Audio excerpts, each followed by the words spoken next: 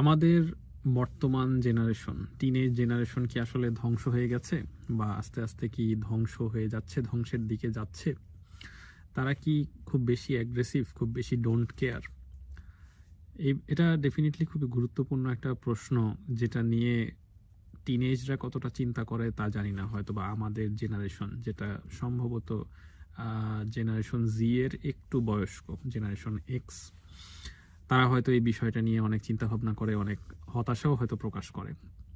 যদি কোনো ত্রিশোর্ধ্ব মানুষকে জিজ্ঞাসা করা হয় এক শব্দে বর্তমান টিনেজ জেনারেশনটাকে বা জেনারেশন জি কে ডিফাইন করতে, সম্ভবত অনেকেরই উত্তর হবে ক্যালাস, যেটার মানে হচ্ছে having cruel and insensitive disregard to others.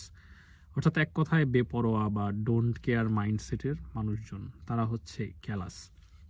হয়তো বা কাছাকাছি অনুবাদ হচ্ছে এটা।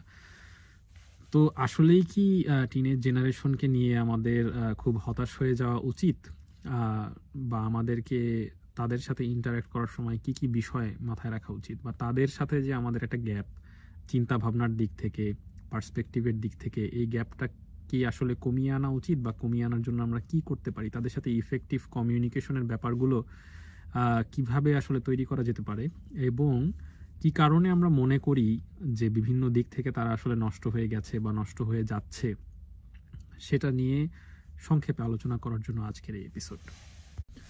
যেটা বললাম যে আমাদের জেনারেশনের কাউকে যদি বলা হয়, জিজ্ঞাসা করা হয় যে টিনেজ জেনারেশনকে এক শব্দে ডিফাইন করো, অনেকে হয়তো বলবে যে তারা হচ্ছে ক্যালাস, ডোন্ট কেয়ার মাইন্ডসেটের, এবং তাদেরকে নিয়ে আসলে আমাদের হতাশ হয়ে যাওয়া উচিত, তাদের কোনো আশা নেই। এক শব্দে সবাই কিন্তু আনসারটা শেষ করবে না, এটার সাথে আরো বেশ কিছু স্পেসিফিক কমেন্ট হয়তো বা এটার সাথে অ্যাড করবে, বা স্পেসিফিক ইনসাইট অ্যাড করবে। যেমন বর্তমান যে জেনারেশন আছে, টিনেজ জেনারেশন, তারা হচ্ছে না চাইতেই অনেক কিছু পেয়ে যায়। তারপর হচ্ছে তারা অনেক সময় ফ্যামিলি থেকে এখন আর শেখে না কিভাবে ভালো মানুষ হতে হয়, শুধুমাত্র ভালো রেজাল্ট করতে হবে বা ভালো ক্যারিয়ার করতে হবে, এটাই শেখে। আরেকটা হচ্ছে যে টেকনোলজির সহজলভ্যতার কারণে অনেক টিনেজ ছেলে মেয়ের হাতে এখন টেকনোলজি চলে গেছে, অর্থাৎ সবার হাতেই একটা মাইক্রোফোন আছে, তাই সে চাইলে সেটা দিয়ে ক্রিয়েটিভ কিছুও বানাতে পারে, যেমন তেমনি অনেক বেশি পরিমাণে ক্রিঞ্জ কন্টেন্টও বানাতে পারে, যেটাতে হয়তো বা এখন আমরা বেশি ইনভলভ হতে দেখি টিনেজ জেনারেশনের ছেলে মেয়েদেরকে। এই উত্তরগুলো ডেফিনেটলি সবারই একটা অভিজ্ঞতা থেকে আসা, কারো কারো তিক্ত অভিজ্ঞতা থেকে আসা। এটাতে হয়তো কিছুটা বায়াস আছে, কিছুটা ক্ষোভ আছে, এবং ডেফিনেটলি যে কাউকে জিজ্ঞাসা করলে সে হয়তো তার পার্সপেক্টিভ থেকেই অন্য জেনারেশনকে ডিফাইন করবে। ডেফিনেটলি আমরা আমাদের মা বাবাদের জেনারেশনকেও একভাবে দেখি, আমাদের পার্সপেক্টিভ থেকে দেখি, বা একটা সীমাবদ্ধ মাইন্ডসেট থেকে হয়তো তাদেরকে ডিফাইন করি। তেমনি আমরা হচ্ছে আমাদের যে ছোট যারা, জুনিয়র যারা, তাদের জেনারেশনকেও আমাদের পার্সপেক্টিভে যে সমস্ত সীমাবদ্ধতা আছে সেগুলো থেকেই, সেগুলোর বেসিসেই আমরা আসলে ডিফাইন করে থাকি। ডেফিনেটলি এই সমস্ত পার্সপেক্টিভের প্রত্যেকটারই কিছু প্রোস অ্যান্ড কনস আছে, হয়তো কিছুটা সত্য আছে, তেমনি কিছুটা হয়তো এক্সাজারেশন আছে, এবং কিছুটা বায়াসও আছে। আমরা যদি কয়েকটা এক্সাম্পল নিয়ে কথা বলি টিনেজ জেনারেশন নিয়ে, বেশ কিছুদিন আগে বাংলাদেশে একটা কম বয়সী ছেলে, হয়তো বা 18 বা 19 ব্যাচ, তার একটা কর্মকাণ্ড নিয়ে সারা দেশে অনেক হইচই হয়েছিল। কারণ হচ্ছে সে বিভিন্ন মোটামুটি অভদ্র গোছের কিছু মেসেজ একজনকে পাঠিয়েছিল, যেগুলো হচ্ছে ভাইরাল হয়ে গিয়েছিল। সে ছবি টবি ইত্যাদিও হয়তো পাঠিয়েছিল, সেগুলো হচ্ছে ভাইরাল হয়েছিল, এবং এটা নিয়ে হচ্ছে সারা দেশের মোটামুটি সবাই কিছুদিনের জন্য অনলাইনে এই জাতীয় খবরটাই শেয়ার করছিল, তার খবরটা শেয়ার করছিল, তাকে ধুয়ে দিচ্ছিল ইত্যাদি। তো আমি এই ব্যাপারটা নিয়ে একজনকে জিজ্ঞাসা করেছিলাম যে আচ্ছা বলো দেখি, এই যে ওর খারাপ কাজটা বা অশ্লীল কাজটা যে ফাঁস হলো, এবং সেটা নিয়ে যে সারা দেশের মানুষ ওকে ধুয়ে দিল, ওর নিজের মধ্যে এই ব্যাপারটা নিয়ে কি কাজ করছে। তো আমি যাকে জিজ্ঞাসা করেছিলাম সে আনসার দিল যে অ্যাকচুয়ালি ওর মনের মধ্যে কোনো আক্ষেপ হয়তো বা কাজ করছে না, বরং সে হয়তো নিজেকে অনেক অ্যাকচুয়ালি সফল কিছু বা বড় কিছুই মনে করছে, কারণ সে তো আসলে ভাইরাল হয়ে গেছে, সে আসলে সেলিব্রিটি হয়ে গেছে। সে হয়তো তার ফ্রেন্ডকে বেশ বড়াই করে বলছে যে দেখ, আমার মতো এরকম ইন্টারন্যাশনাল লেভেলে ভাইরাল হতে পারবি, অর্থাৎ ভাইরাল হওয়াটাকে সে হয়তো বা পজিটিভলি দেখছে, তার মনে হয়তো কোনো আক্ষেপ আসেনি।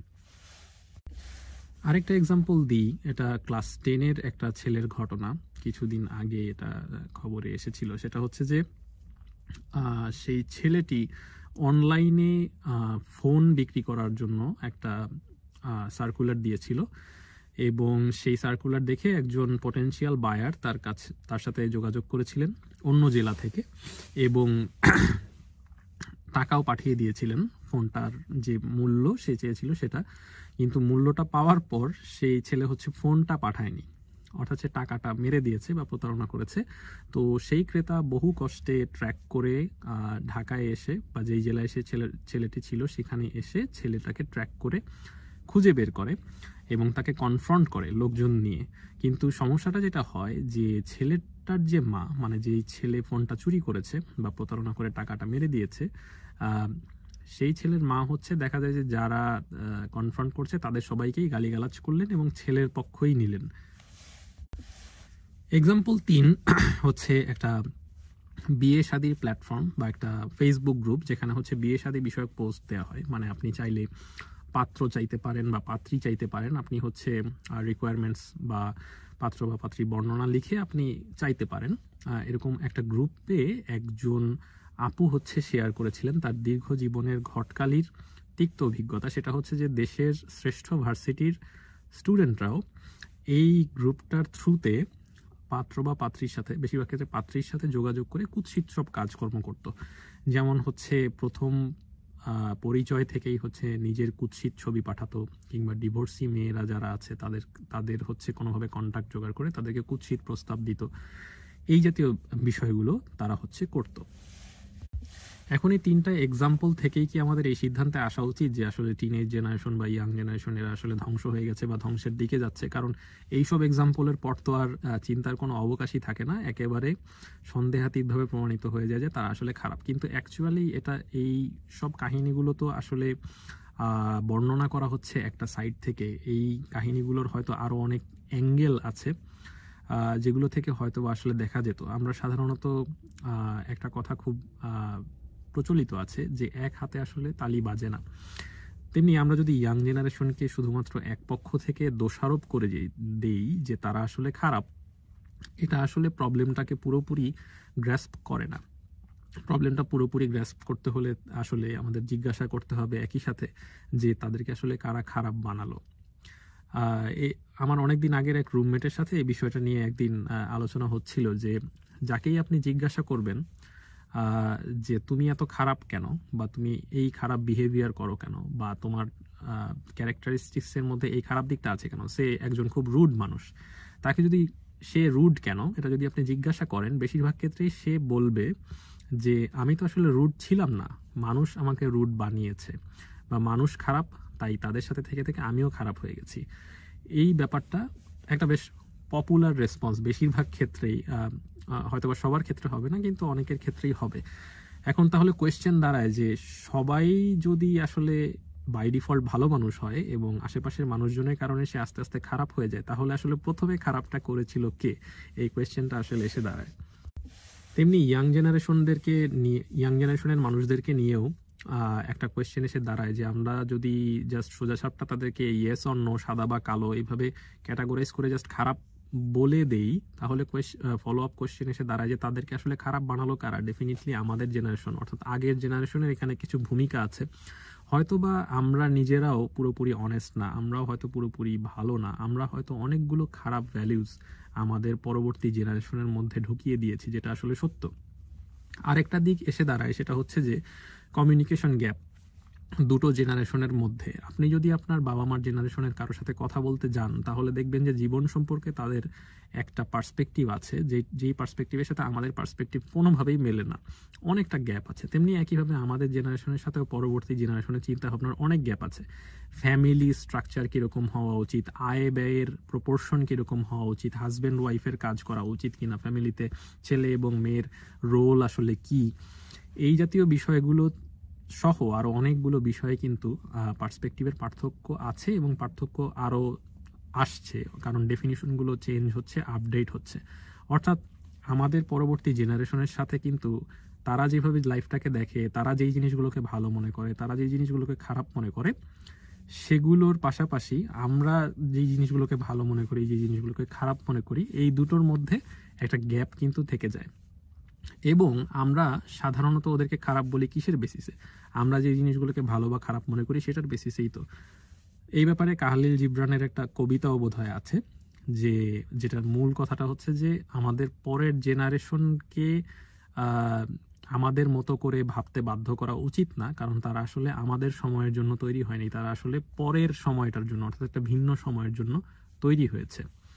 কাজেই দুটো মূল বিষয় হচ্ছে খুব স্পষ্ট যে আমাদেরও কিছুটা দোষ আছে, তাদের মধ্যে বিভিন্ন রং ভ্যালুস অথবা খারাপ জিনিস যাওয়ার জন্য আমরাই হয়তো তাদের মধ্যে কিছুটা জিনিস দিয়ে দিয়েছি। আরেকটা জিনিস হচ্ছে যে আমাদের জেনারেশনের সাথে তাদের জেনারেশনের কমিউনিকেশন গ্যাপ বা ভ্যালিউজের গ্যাপ।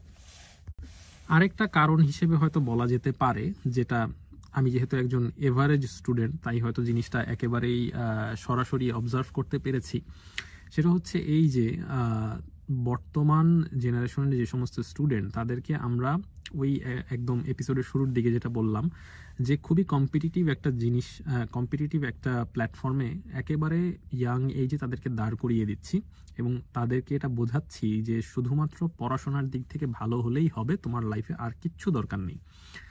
অর্থাৎ তারা শুরুর থেকেই অনেক মেডেল পাচ্ছে, অনেক সার্টিফিকেট পাচ্ছে, অনেক অলিম্পিয়াডে দাঁড়াচ্ছে, তার রেজিউমেতে অনেক অ্যাকমপ্লিশমেন্ট এবং অ্যাচিভমেন্টস চলে আসছে খুবই ইয়াং এইজে। এবং তার মধ্যে এই যে অ্যাকমপ্লিশমেন্টের সেন্সটা খুব ইয়াং এইজে চলে আসলে যেটা হয়, তার মধ্যে একটা ইগো তৈরি হতে পারে, তার মধ্যে অহংকার তৈরি হতে পারে, সে নিজেকে অনেক বড় মনে করতে শুরু করতে পারে এবং তার এটা মনে হতে পারে যে আসলে এই জিনিসগুলোই সব, কাজেই আমার ভালো মানুষ হওয়ার আসলে কোনো দরকার নেই। কাজেই সে চট করে একটা নোংরা মেসেজ বা একটা নোংরা ছবি কাউকে পাঠিয়ে দিতে পারে, সেটাকে সে হয়তো অ্যাকসেপ্টেবল বিহেভিয়ার হিসেবে মনে করতে পারে। এটাও একটা কারণ হতে পারে। আমি ইয়াং জেনারেশন রিলেটেড বা ইয়াং জেনারেশনের যে সমস্ত ডিলেমা সেসব রিলেটেড বেশ কিছু রিসোর্স ইত্যাদি ঘাটাঘাটি করেছি বা এখনও দেখি বা সুযোগ পেলে পড়ি বা পডকাস্টও দেখেছি এটার উপরে। তো সেখানে ইয়াং জেনারেশনের সাইড থেকে যেই অভিযোগটা আসে সেটা হচ্ছে যে আমাকে আমার মতো এক্সিস্ট করতে দাও। এখন আমি যদি আমার কোনো একটা প্রবলেম সলভ করতে চাই, মেজর কোনো প্রবলেম, লাইফের কোনো প্রবলেম সলভ করতে চাই, এবং একই সাথে আমি যদি এই শর্তটা জুড়ে দিই যে আমি আমার মতো থাকবো, আমাকে চেঞ্জ হতে বলবা না, তাহলে সেটা কিন্তু আসলে অনেকটা সেলফ কন্ট্রাডিক্টরি স্টেটমেন্টের মতো হয়ে গেল। অর্থাৎ আমি যদি ধরেন যে খুবই একটা বেসিক একটা লেম এক্সাম্পল যদি দেই, যে আমি আমার ফ্রিজের দরজাটা খোলা রাখলাম এবং একই সাথে আমি আশা করলাম যে আমার খাবারগুলো দ্রুত ঠান্ডা হয়ে যাবে, এটা একটা খুবই সেলফ কন্ট্রাডিক্টরি একটা ব্যাপার। আমার ডেফিনেটলি ফ্রিজটা ফাংশনাল হতে হবে এবং আমার ফ্রিজের দরজাটা বন্ধ করতে হবে, তারপর আমি এক্সপেক্ট করতে পারি যে আমার যে প্রবলেমটা, অর্থাৎ খাবারটা ঠান্ডা করার যে রিকোয়ারমেন্টটা, সেটা তখনই ফুলফিল হবে যখন আমি ফ্রিজের দরজাটা বন্ধ রাখবো এবং ফ্রিজটা ফাংশনাল হবে, ঠান্ডা করতে পারবে। তো অনেক ক্ষেত্রে টিনেজ জেনারেশন আগের জেনারেশনকে যেটা যে অভিযোগে অভিযুক্ত করে সেটা হচ্ছে যে আগের জেনারেশন বা এই বয়স্ক জেনারেশন তাদেরকে আসলে সবকিছু চেঞ্জ করতে বলে। বড় জেনারেশন হচ্ছে চেঞ্জটাকে খুব বেশি ভয় পায়, তারা হচ্ছে একদমই অনেকটা স্টিফ, তারা ফ্লেক্সিবল না। এই কারণে আগের জেনারেশনের সাথে বর্তমান জেনারেশনের একটা গ্যাপ হয়তো বা তৈরি হয়ে যাচ্ছে। কিন্তু ডেফিনেটলি এখানে আগেই তো স্বীকার করে নিয়েছি আগের জেনারেশনের নানা রকম সমস্যা আছে, বিভিন্ন নেগেটিভ এলিমেন্ট আগের জেনারেশন থেকেই এসেছে, পাস হয়েছে পরের জেনারেশনে। কিন্তু একই সাথে এটাও সত্য যে পরের জেনারেশনের মধ্যেও মাইন্ডসেটের কিছু ব্যাপার আছে, যে মাইন্ডসেট চেঞ্জ না করে আমি আমার প্রবলেম সলভ করব বা আমি আমার ডিপ্রেশন থেকে মুক্তি পাবো বা আমি আমার লাইফের যে প্রবলেমগুলো আছে সেগুলো সলভ করে ফেলবো, মাইন্ডসেট চেঞ্জ না করলে সেটা তো আসলে সম্ভব না। ডেফিনেটলি আমার মাইন্ডসেট চেঞ্জ করতে হবে এবং কিছু অ্যাকশন নিতে হবে। এদিক থেকে ক্ষেত্র বিশেষে কিছুটা অসহযোগিতা হয়তো বা আগের জেনারেশন থেকে আসে। তারা এক্সপেক্ট করে যে অনেক ক্ষেত্রে, সব ক্ষেত্রে না, ডেফিনেটলি ইয়াং জেনারেশনের মধ্যে অনেক বুঝমান মানুষ আছে, অনেক আগের জেনারেশনের মানুষজনের সাথে ইফেক্টিভ কমিউনিকেশন করতে পারে, এমন ছেলে মেয়েও আছে। আমি বলছি যে মোটা দাগে এমন অনেকে আছে যারা হয়তো অনেকটা অসহযোগিতামূলক, যাদের একটা ধারণাই হচ্ছে যে আগের জেনারেশনের মানুষজন কিছু বুঝে না, কিছু বুঝতে চায়ও না, তারা হচ্ছে কোনো চেঞ্জ দেখতে পারে না, তারা হচ্ছে আমাদের যে লাইফস্টাইল, এটার আমাদের যে ভ্যালিউস সেগুলোকে অ্যাকসেপ্ট করতে পারে না। এখানে অ্যাকসেপ্টেন্সের কথাটা যখন আসলো, সেখানে একটা জিনিস খুব গুরুত্বপূর্ণ। আপনি যদি সব কিছু অ্যাকসেপ্ট করে ফেলেন, মানে আপনার সামনে যাই আসবে তাই অ্যাকসেপ্ট করবেন, তাতেই ইয়েস বলবেন, এটার মানে হচ্ছে আপনার কোনো প্রিন্সিপল নেই, এবং প্রিন্সিপল না থাকাটা আসলে খুবই ডেঞ্জারাস একটা সাইন। তার মানে হচ্ছে আপনি ভালো এবং মন্দের ডিফারেন্সিয়েট করেন না। আপনার লাইফে ডেফিনেটলি আপনি পজিটিভ যে সমস্ত চেঞ্জ সেটাকে এমব্রেস করবেন, কিন্তু একই সাথে আপনার কিছু স্ট্রং সেট অফ প্রিন্সিপলস থাকতে হবে যেগুলোকে আপনি চেঞ্জ করবেন না বা চেঞ্জ করতে চাইবেন না। সো এদিক থেকেও এটাকেও একটা আমরা কারণ হিসেবে দেখাতে পারি যে ইয়াং জেনারেশন এত ফ্রাস্ট্রেটেড কেন, ইয়াং জেনারেশনের ভ্যালিউসগুলো এমন কেন, ইয়াং জেনারেশনের সাথে আমাদের এত গ্যাপ তৈরি হচ্ছে কেন। এখানে ডেফিনেটলি আমাদের সাইড থেকে যেমন দোষ আছে, তাদের সাইড থেকেও হয়তোবা কিছুটা হলেও দোষ আছে, যে তারা হয়তোবা চাচ্ছে তাদের প্রবলেমগুলো সলভ হয়ে যাক, কিন্তু তারা মাইন্ডসেট চেঞ্জ করতে চাইছে না, অর্থাৎ তারা যথেষ্ট পরিমাণ ফ্লেক্সিবল না। এখন যদি অডিয়েন্সদের মধ্যে কেউ জিজ্ঞাসা করেন যে ভাই আপনি তো অনেকক্ষণ ধরে বকবক করলেন যে কেন হয়েছে, কি হয়েছে, তারা আসলেই নষ্ট হয়ে গেছে কিনা, সেই নষ্ট হওয়ার পেছনে কি মেজর রিজন ছিল ইত্যাদি তো বললেন, তাহলে আপনার এই কথাবার্তার আউটকামটা আসলে কি? আপনি কি কোনো সমাধান নিয়ে কথা বলবেন? না, এটা আসলে কোনো সমাধান জাতীয় এপিসোড না, এটা হচ্ছে just talking out loud kind of an episode, যেখানে আমি আসলে মাঝে মধ্যে জিনিসগুলো নিয়ে চিন্তা করতে গিয়ে কিছুটা ভয়ও হয়তো বা কাজ করে, যে আমাদের বর্তমান সমাজে যে সমস্ত উইয়ার্ড প্রবলেম সেগুলো হয়তো আস্তে আস্তে বাড়তে থাকবে। ইয়াং জেনারেশন ইনভলভড আছে, এই সমস্ত প্রবলেম হয়তো আস্তে আস্তে বাড়তে থাকবে। কিরকম? যেমন সদ্য আন্ডারগ্রেড পাশ করা একটা ছেলে হয়তো ভাববে যে একবার আমি শুধু সিস্টেমে ঢুকে বসি, একেবারে সিস্টেমটা ধসিয়ে দেব, এরকম মাইন্ডসেটের অনেক ছেলে বা মেয়ে হয়তো তৈরি হবে সামনে, এখনো হচ্ছে। অথবা হয়তোবা মেডিকেল বা ভার্সিটি এক্সামের ফাঁস হওয়া প্রশ্ন কোনো মা হচ্ছে কিনে সেটার মুখস্থ করাবেন তার সন্তানকে সারা রাত ধরে, তারপর পাশের বাড়ির ভাবিকে ফোন করে খুব আত্মতৃপ্তির সাথে বলবেন মানির মান আল্লাহই রাখে, খুব কপাল জোরে ঠিক সময়ে কোয়েশ্চেনটা কিনতে পেরেছিলাম। কিংবা আরও উইয়ার্ড প্রবলেম থাকতে পারে যে একজন স্ত্রী হয়তো তার স্বামীর অবৈধ সম্পর্ক দেখে তেলে বেগুনে জ্বলে উঠবেন, কিন্তু অবৈধ আয় দেখে মোটেও জ্বলে উঠবেন না। কিংবা আরও উইয়ার্ড প্রবলেম হতে পারে যে দেখা যাবে যে ছেলে বেয়াদবি করেছে, পাশের বাসার একজন মুরব্বী মানুষের সাথে তিনি হয়তোবা অভিযোগ নিয়ে আসলেন, তো ছেলের বাবা মা হয়তোবা সেই ছেলেকে ধমক না দিয়ে ওই পাশের বাসার আঙ্কেলকেই হয়তো অপমান করে, বকাঝকা করে, গালিগালাজ করে, ক্ষেত্র বিশেষে মারধর করে বাড়িতে পাঠিয়ে দিবেন। অর্থাৎ এই জাতীয় যে উইয়ার্ড প্রবলেমগুলো, যেখানে ইয়াং জেনারেশন ইনভলভড এবং যেখানে ভ্যালিউজের কোয়েশ্চেন আছে বা একটা সিনারিওকে কিভাবে হ্যান্ডেল করতে হয় এই জাতীয় কোয়েশ্চেন আছে, সে সমস্ত বিষয়ে ডিলেমা হয়তো আস্তে আস্তে বাড়তেই থাকবে। তো এই এপিসোডটার ডেফিনেটলি কোনো টেকনিক্যাল কোনো বিষয় নিয়ে না, এটা হাইলি একটা পার্সপেক্টিভ রিলেটেড বা ফিলোসফি রিলেটেড একটা এপিসোড, যেখানে হচ্ছে বর্তমানের ইয়াং জেনারেশন রিলেটেড যে সমস্ত সমস্যা সেগুলোতে আমরা কিভাবে ইনভলভড, আমাদের থেকে কি ইনপুট এসেছে এবং সেটার ফলাফল কি হতে যাচ্ছে বলে মনে হয়, সেই বিষয়ে একটু পার্সপেক্টিভ শেয়ার করার জন্যই এই টকিং আউট লাউড এপিসোড। আশা করি এটা একটু ভাবনা চিন্তার হয়তো খোরাক যোগাবে এবং কনস্ট্রাকটিভ দিকে আমাদেরকে এগিয়ে যেতে সাহায্য করবে। যদি সাহায্য করে তাহলে অবশ্যই সাবস্ক্রাইব করবেন। ধন্যবাদ।